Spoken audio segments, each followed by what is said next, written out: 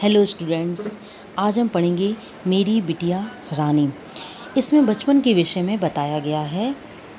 मैं बचपन को बुला रही थी, बोल उठी बिटिया मेरी, नंदन वन सी फूल उठी वह छोटी सी कुटिया मेरी। माँ वो कहकर बुला रही थी, मिट्टी खाकर आई थी, कुछ मुंह में कुछ लिए हाथ में मुझे खिलाने लाई थी।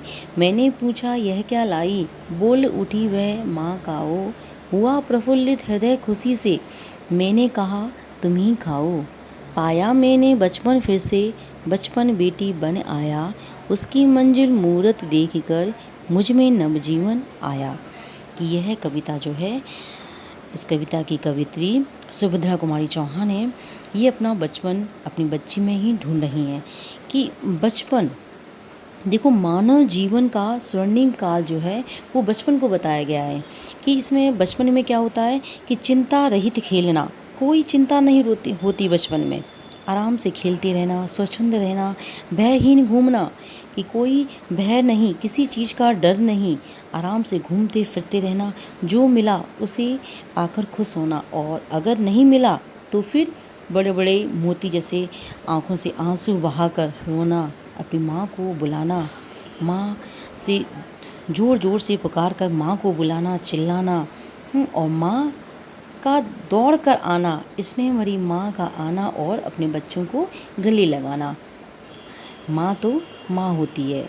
अब माँ बचपन में अपनी बच्ची को देखकर बड़ी खुशी होती है माँ को, कि मेरे बच्चे कितने छोटे छोटे बच्चे तोतली भाषा में बोलते हैं। माँ को कितना अच्छा लगता है। जैसे ही माँ अपनी बच्ची को बुलाती है तो जैसे ही बच्चे दौड़ कर आते हैं तो ऐसा लगता है नंदन वन जो है हमारे घर में, नंदन वन में फूल खिलाए हैं और हमारा घर खुशियों से भराया हो।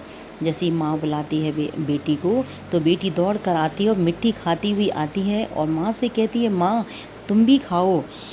तो माँ कहती है नहीं नहीं, इसे तुम ही खाओ, मैं नहीं मिट्टी खाने वाली। तो माँ बहुत खुश होती कि देखो छोटी सी बच्ची जो है वो मिट्टी खा रही है। लेकिन मिट्टी खाना जो है सेहत के लिए हानिकारक है। आप लोगों ने भी खाई होगी, मिट्टी है, चौक है।